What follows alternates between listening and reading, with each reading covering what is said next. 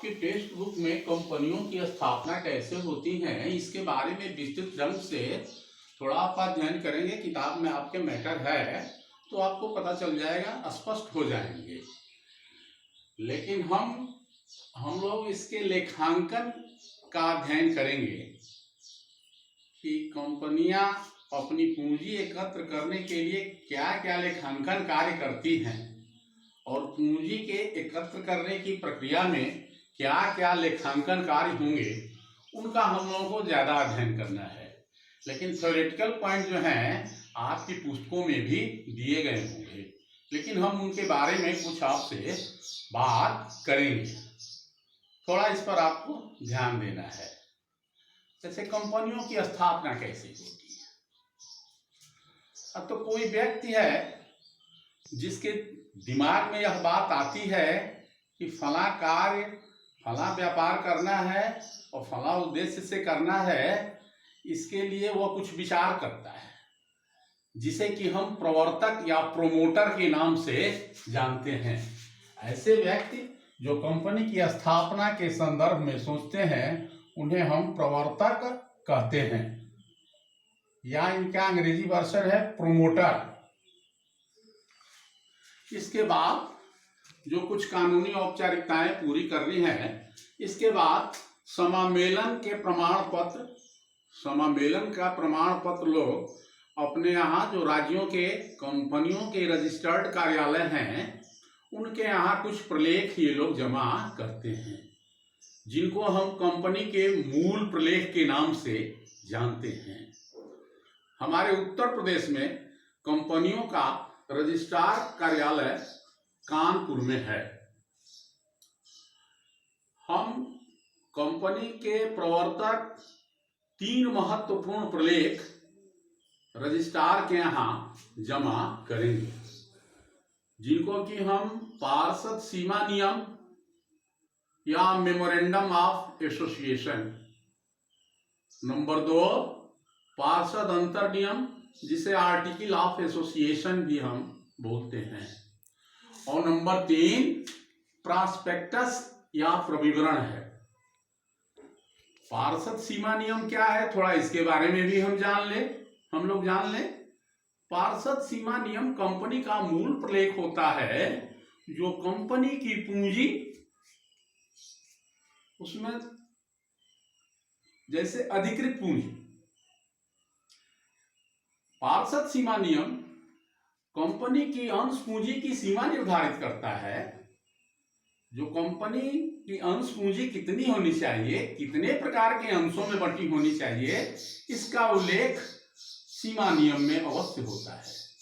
नाम वाक्य, उद्देश्य वाक्य, पूंजी संकलन वाक्य, इसमें 7-8 वाक्य होते हैं, लेकिन ये महत्वपूर्ण है। नंबर 2 पार्षद अंतर नियम, मेमोरेंडम ऑफ आर्टिकल्स, इसमें कंपनी के चलाने से संबंधित नियम दिए गए होते हैं। शेयर होल्डर के बारे में, डिवेंचर होल्डर के बारे में, अंशधारियों के बारे में, ऋण पत्रधारियों के बारे में, अंशों के हरण के बारे में या अंशों के भुगतान, ऋण पत्रों के संबंध में सब बातें, आंतरिक संचालन से संबंधित सभी नियम अंतर नियमों में दिए गए रहते हैं। नंबर 3 प्रविवरण या प्रॉस्पेक्टस के नाम से हम जानते हैं। यह क्या है, तो इसके माध्यम से कंपनियां जनता में यह सूचना प्रसारित करती हैं कि हमें अपने इतने अंशों को निर्गमित करना है, उनकी दर ये है, और हमारी पूंजी, पूरी अंश पूंजी इतनी होगी, हमारी पूरी अंश पूंजी इतनी होगी। इस प्रविवरण के आधार पर ही प्रभावित होकर लोग कंपनी के पास अंशों से संबंधित लेन देन की शुरुआत करते हैं। ये सब आपकी जो टेक्स्ट बुक या पुस्तकें हैं, डॉक्टर एस.एन. शुक्ला या डॉक्टर M.N. अग्रवाल, इन लोगों की किताबें, डॉक्टर A.N. अग्रवाल सॉरी, इन लोगों की किताबें यदि आप देखेंगे तो ये सब पॉइंट उसमें क्लियर हो जाएंगे। हम लोगों को इसमें लेखांकन के स्वरूप का अध्ययन, लेखांकन किस तरह से होगा जब अंशों का निर्गमन होगा, ये हमें देखना है। तो हमारा आज मूल चैप्टर है अंशों, कंपनी के अंशों का निर्गमन, कंपनी के अंशों का निर्गमन।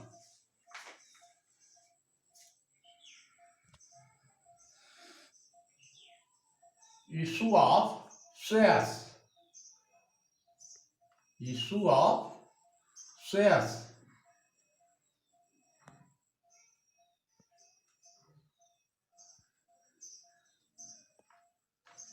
अंशों का निर्गमन।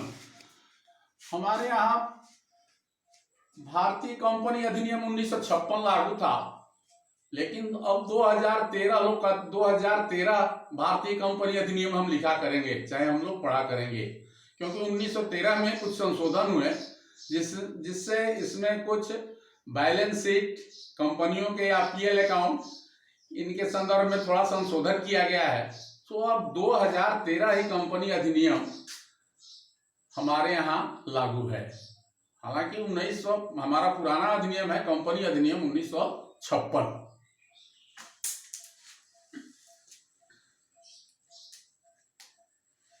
हाँ, तो एक शब्द आया है अंश, एक शब्द आया है अंश। इसका इंग्लिश वर्जन है शेयर्स। शेयर मतलब इसको सामान्य भाषा में एक भाग या पार्ट के नाम से भी आप समझ सकते हैं। अंश क्या है? तो चूंकि कंपनी की पूंजी बहुत ज्यादा होती है, कंपनी की पूंजी बहुत ज्यादा होती है, और इन कंपनियों की सबसे बड़ी विशेषता है कि यहां सीमित उत्तरदायित्व होता है। जैसे यदि कोई व्यक्ति है, उसने 100 अंश लिए हैं और एक अंश की कीमत है 10 रुपये, तो यदि उसने 1000 रुपया कंपनी को दे दिया है, तो अब अंशों के संबंध में उसकी कोई लायबिलिटी या कोई उसका उत्तरदायित्व नहीं है। तो ये तो कंपनी की मूलभूत विशेषता है, सीमित उत्तरदायित्व, पृथक वैधानिक अस्तित्व, शाश्वत नियम। लेकिन हम लोग थोड़ा अंश के बारे में जाने कि अंश क्या है। तो कंपनी की पूंजी बहुत ज्यादा होती है और यह पूंजी छोटे छोटे हिस्सों में बटी हुई है, यह पूंजी छोटे छोटे हिस्सों में बटी होती है। इन्हीं हिस्सों को हम अंश के नाम से जानते हैं। जैसे मान लीजिए किसी कंपनी की पूरी पूंजी है 10 लाख रुपए,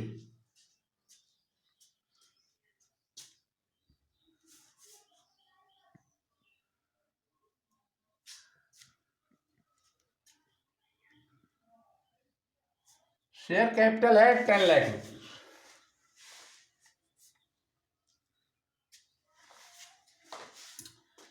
और यह 100 रुपए के अंशों में बटी हुई है। It is divided in 100 rupees shares, 100 रुपए के अंशों में बटी हुई है। इसका मतलब इशू ऑफ शेयर्स कितने होंगे?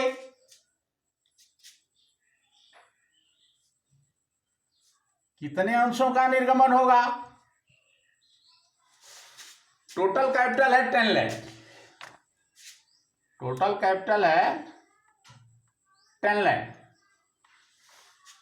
और यह 100 रुपए के अंशों में बटी हुई है। एक अंश की कीमत है 100 रुपए, तो इस 100 से भाग दे देंगे पूरी कैपिटल में।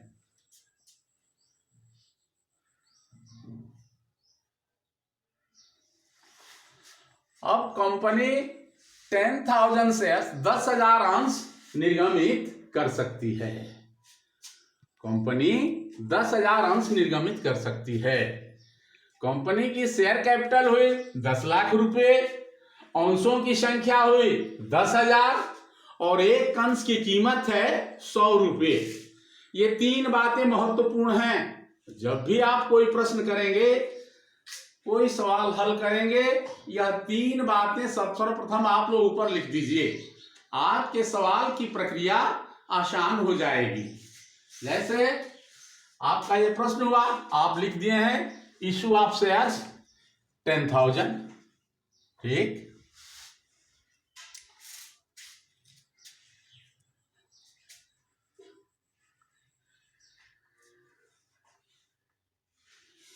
और 100 rupees each share, 100 rupees each share. इसका मतलब कहेगा कि कोई कंपनी है जिसकी की अंश पूंजी 10 लाख रुपए है, वह अपने 10,000 अंशों का निर्गमन करती है। अब यदि ये भी दे दिया गया है तो आपको ये पता लग जाएगा कि एक शेयर की कीमत कितनी है। वहां हमने कहा था कि एक शेयर की कीमत 100 रुपये है और अंश पूंजी है 10 लाख रुपए, तो कोई कंपनी कितने अंशों का निर्गमन करेगी? तो भाई हमारी पूरी कैपिटल थी जितना, उसमें हमने पर शेयर जो प्राइस है उससे हमने भाग दे दिया, तो हमें पता चल गया कि हम 10,000 कंपनी 10,000 अंश इशू करेगी। अब मान लीजिए वहां तो आपको अंशों की दर पता थी कि एक अंश की कीमत है 100 रुपये। अब मान लीजिए अंशों की कीमत न दी गई हो, दिया गया हो कि पूरी अंश पूंजी 10 लाख रुपये होगी, पूरी अंश पूंजी 10 लाख रुपये होगी जो कि 10,000 अंशों में बंटी हुई है। It is divided in 10,000 share. Share capital is 10,000 rupees and it is divided in 10,000 share. तो पर शेयर कीमत क्या होगी? तो पर शेयर उसमें भी निकल जाएगा, 100 रुपये प्रति अंश कीमत होगी। एक अंश की पूरी कीमत 100 रुपये होगी और यही रुपया, एक अंश पर 100 रुपया अंशधारियों से लिया जाएगा। अंशधारी कौन हुए भाई? अंशधारी एक शब्द आया शेयर होल्डर। शेयर होल्डर कौन हुए भाई?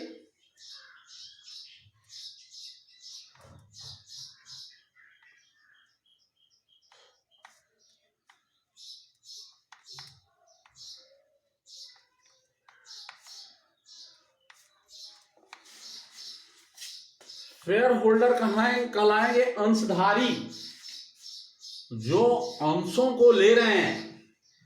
इस निर्गमन से एक बात थोड़ा व्यवहार में आप लोग समझिए। निर्गमन का मतलब है कंपनी अपने अंशों को जनता में अंश पूंजी एकत्र करने के लिए एक तरह से बेचती है, जिसको कि तकनीकी शब्द हम लोगों ने निर्गमन दिया है। लेकिन ये एक तरह से क्या है? एक अंश के पीछे, जैसे यहीं पे है, एक अंश पर 100 रुपया प्राप्त करना है। एक अंश पर 100 रुपया प्राप्त करना है। इनसे जो लोग इन अंशों को लेना चाहते हैं, जो लोग इन अंशों को लेना चाहते हैं, उनसे एक अंश के लिए हमें 100 रुपया लेना है, ठीक। अंश दो तरह के होते हैं। अंश दो तरह के होते हैं, एक पूर्वाधिकारी या अधिमान अंश।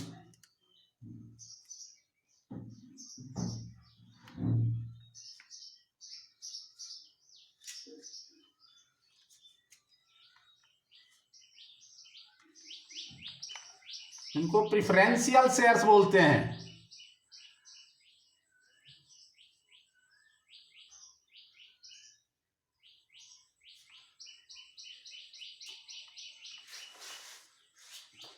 इनके साथ एक निश्चित प्रतिशत दर का भी उल्लेख रहता है।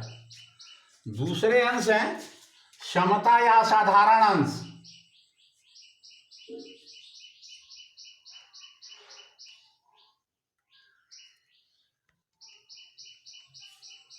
जिनको कि इक्विटी शेयर के नाम से हम जानते हैं, जिनको कि हम इक्विटी शेयर के नाम से जानते हैं। इनके बारे में आपकी टेक्स्ट बुक में पूरा विस्तार से समझाया गया है इनके कुछ भेद होते हैं, जैसे संचयी पूर्वाधिकार अंश, असंचयी, ठीक, शोधनीय पूर्वाधिकार अंश, अशोधनीय पूर्वाधिकार अंश। तो ये आपके किताबों में विस्तृत ढंग से दिया गया है। नंबर 2 है समता या साधारण अंश। इन दोनों अंशों में थोड़ा अंतर है। इन पर लाभांश प्रतिशत का उल्लेख होता है, इनको उस दर से लाभांश देना है, लेकिन इनको तब लाभांश दिया जाएगा जब कंपनी की साधारण सभा में संचालकों द्वारा प्रस्ताव पारित किया जाएगा, जिसको कि